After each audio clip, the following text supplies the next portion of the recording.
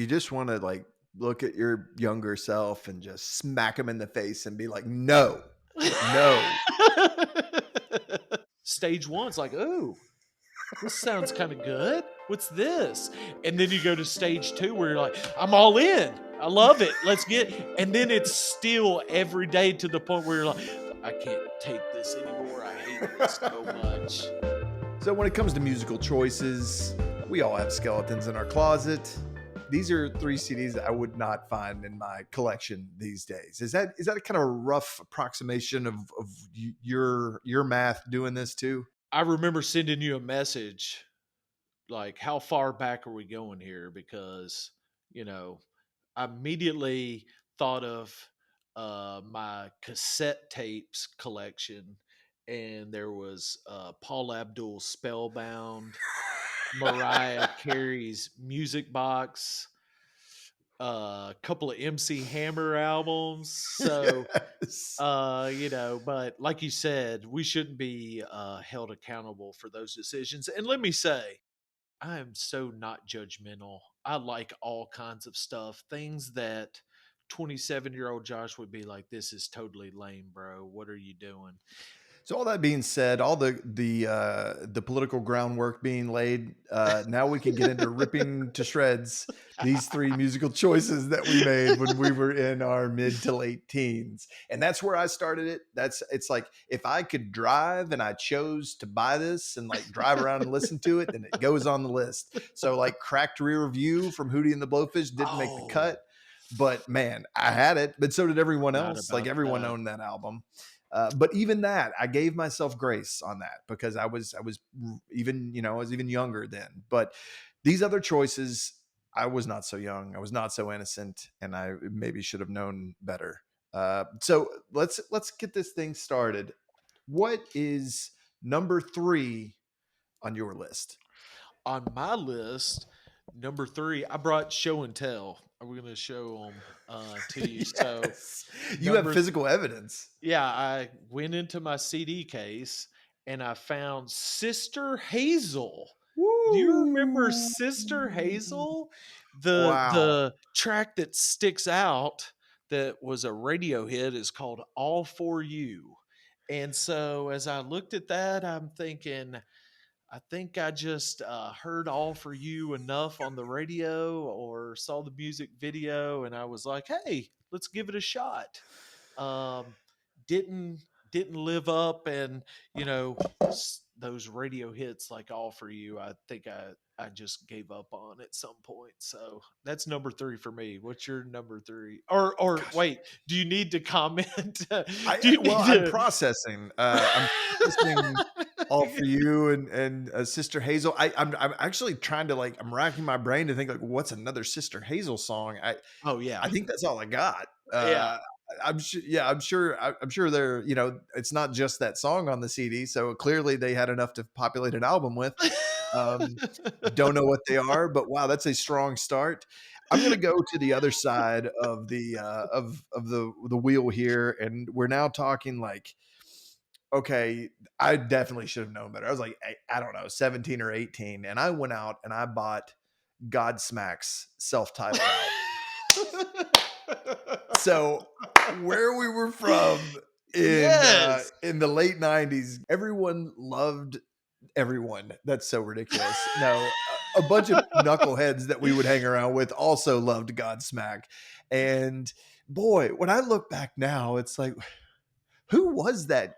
Who was that young man that decided to get really into to the Godsmack first album? I would play it around you too. I don't know. You might have been like, yeah, okay, whatever. Or you could have been like, boy, I can't wait until this phase Well, is over. we had a really good friend that we went to high school with that we would spend time in their vehicle, and that's one of his first choices. So I assumed that maybe he wore off on you. Um, I decided, I decided that being uh rolling around in Griever's Camaro, hearing it in his car was enough for me. I didn't really need to get it so I could have it on my own time. So yeah, I do remember getting into the bar chords and the harmonies, and I'm sure I'm singing along. I mean, come Yeah. on, it's like, hey, when in Rome, you might as well, So Yeah. yeah, Oh I yeah. definitely have some solid memories of that Godsmack album. Yeah, just a lot of talking about snake bites and like, I mean, everyone's so far away and like it's all all the stuff that you would expect, like all the deep lyrical content that Godsmack's known for bringing to the world. Have you ever noticed how how many people are so far away?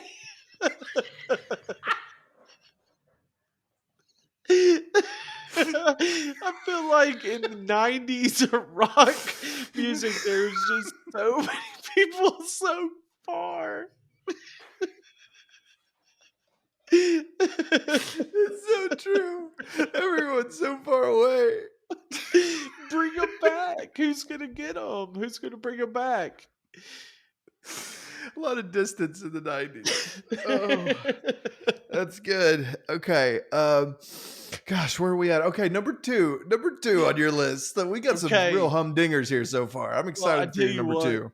Godsmack was a really good opening act for my second choice. It's kind of in that wheelhouse. I bet they were on the same bill a couple of times. It's Fuel with their Yeah. record Sunburn.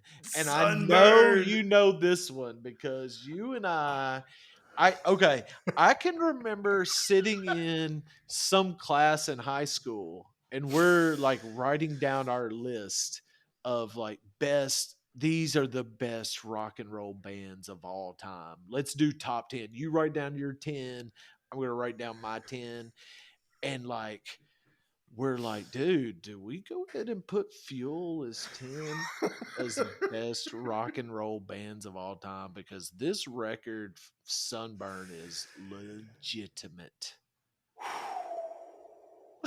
So, okay, so many thoughts.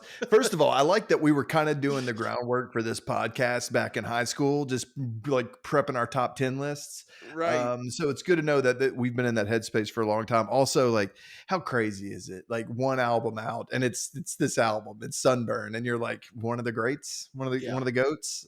I mean, Um, obviously, they're going to follow this up with 6 to 8 albums even better than this. All right, so that leads us to my number two, which is, I mean, it's as is so often the case, we're on the same page, but I can do you one better, sir. I'm going to see your Sunburn and I'm going to raise it something like Human, which is Fuel's follow up to Sunburn. I like this band. I like this band so much that I bought their follow up. And boy, did I ever go see a concert with Fuel. And not only that, I stayed afterward to meet them. That's Yes. where I was at. Yeah. Yeah. So okay, I mean, boy, where do we go from there? We have Godsmack and Sister Hazel and Fuel. What's your number one? Well, we're going to get about as far away from Godsmack as we can. In a land much closer to Sister Hazel.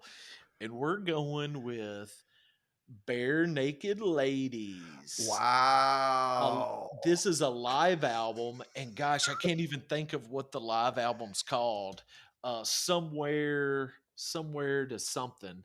It came out in '96. And I will say this: it was Sister Hazel and Bare Naked Ladies. It was like a brief toe dip into their pond because this is the only Bare Naked Ladies album I have, but it had that if I had $1 million, if I Right. had $1 million, and it's a live album. And Yeah. so, but gosh, do you remember Bare Naked Ladies? I think they had an album after this because this came out in '96. I think they had an album after this that just blew up, and it was like, so it's kind of like you said, you brought up Cracked Rear View by Hootie. It was almost so big and so in your face that you saw it all the time it's like you went through a stage. You're like, ooh, what's this? Stage one's like, ooh, this sounds kind of good. What's this? And then you go to stage two where you're like, I'm all in. I love it. Let's get. And then it's still every day to the point where you're like, I can't take this anymore. I hate this so much. So I feel like Hootie and Bare Naked Ladies both had that. They gave you that experience. It's there's this weird thing in pop culture sometimes where something gets big and bigger and bigger and it just bursts at the seams and everyone's like, okay, that's it.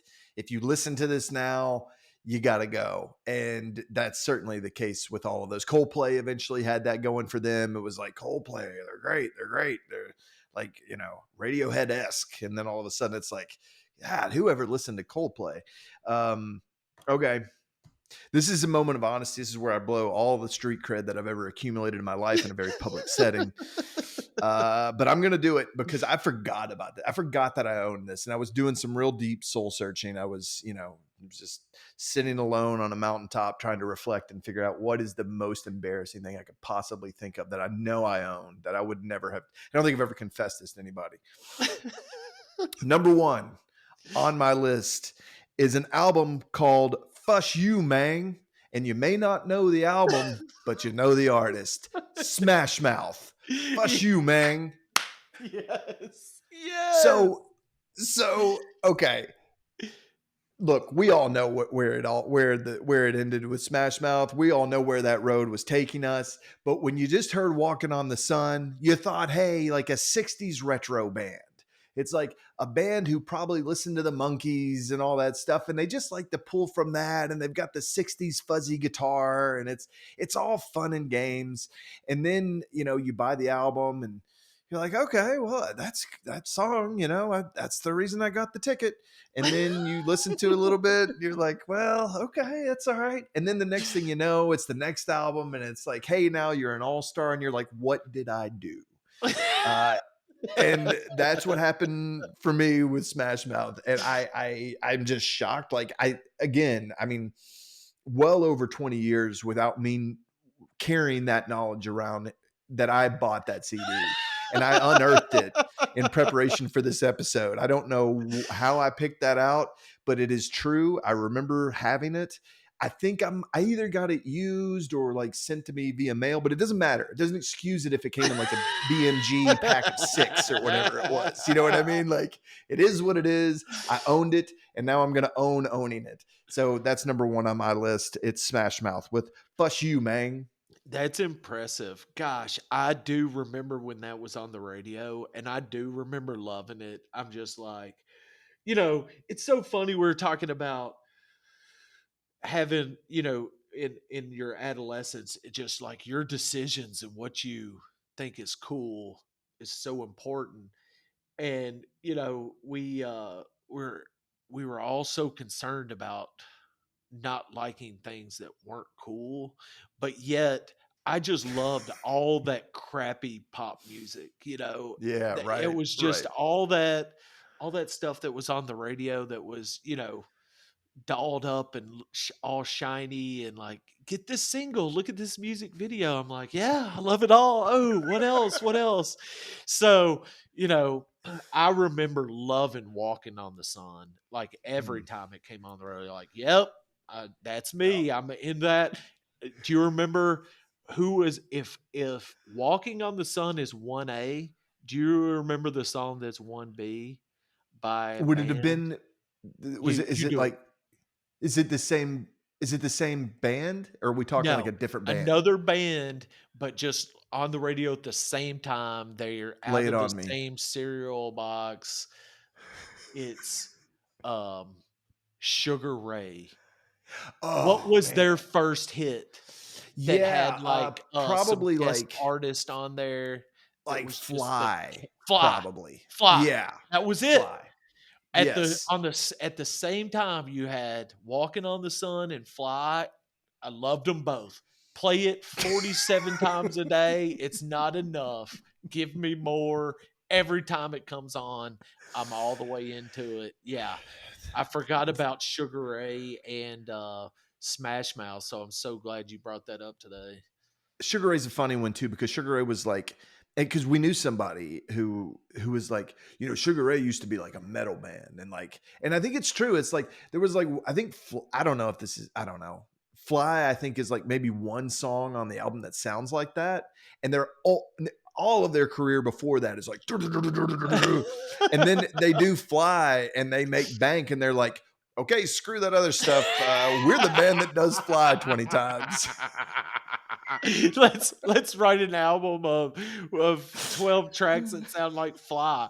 I think they did a follow-up album that we used to listen to all the time that Yeah. actually had some good songs. And if we played it right now, people would be like, "Oh yeah, I remember Yeah. that song," and it's still everywhere. Like you're walking through Yes. an amusement park and that song comes on. You're like, "What? Why are we listening to this?" It's like that fastball song. You remember that Yes, the way fastball album? The that, Way, it's still yeah, you just walk around in The Way, you can't hide from The Way. It knows where you are. It will yeah. play itself into your ear today somewhere as you go along. You're gonna hear The Way by Fastball. I heard it like 2 weeks ago when I was on, yeah, when I was binge eating. I was sitting at a restaurant by myself, just like, I don't know, eating like a plate of fries with cheese on them, and The Way came on. And I remembered like, oh, I own that one too. And it was sort of a nice, it's a fitting way to binge eat and like really do damage to yourself, is to like listen to this music that comes back from your past to be like, you remember me? Remember me? You remember that you paid money for me?